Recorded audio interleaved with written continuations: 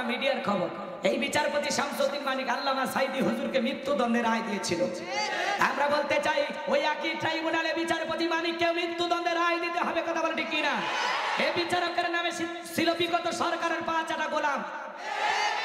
Talk show দেশ আমার বোনকে অপমান করে বলেছিল রাজাকারের বাচ্চা, ছাত্র আন্দোলনের সবাইকে রাজাকারের বাচ্চা বলেছিল। এই দেশে 116 জন আলেমের তালিকা করেছিল এই মানিক, তার মধ্যে আমার রোল নাম্বার ছিল 23। কত? আপনারা চেনেন না? ওরা ঠিকই চেনেন। যারা আলেমদের তালিকায় করেছিল বিনা তালিকায় কলার পাতায় শুয়ে থাকে। পুলিশ এসে বলে স্যার কলার পাতা শুয়ে আসেন, ছাগল কোনটা এসে কোনটা খাইতে কোনটা খাইয়া যায়, অতএব আপনি আসেন। কথা কয় নাকি? পলকের ঝলক গেল, পলকের ঝলক গেল, থামিয়ে নেটের চাকা, ওদের সারা দেশটা এখন লাগে ফাঁকা ফাঁকা। পালাবো না, পালাবো না, পালাবো না, যাই না তাদের দেখা, ওদের সারা দেশটা এখন লাগে ফাঁকা ফাঁকা।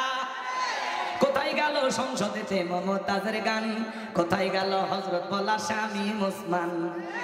70 রাকাত তাহাজ্জুদ পড়তো, বিরাট বড় আল্লাহর ওলি দাবি করেছিল, 41 সাল পর্যন্ত টিকে থাকার স্বপ্ন দেখেছিল। কিন্তু 2024 সালের 5 আগস্টে ভাগ্যে কি আছে আল্লাহর ওলিরা জানতো না। মাইক পেলে বলতে খেলা হবে, খেলা হবে, আর একজন কথা বলার শক্তি নেই।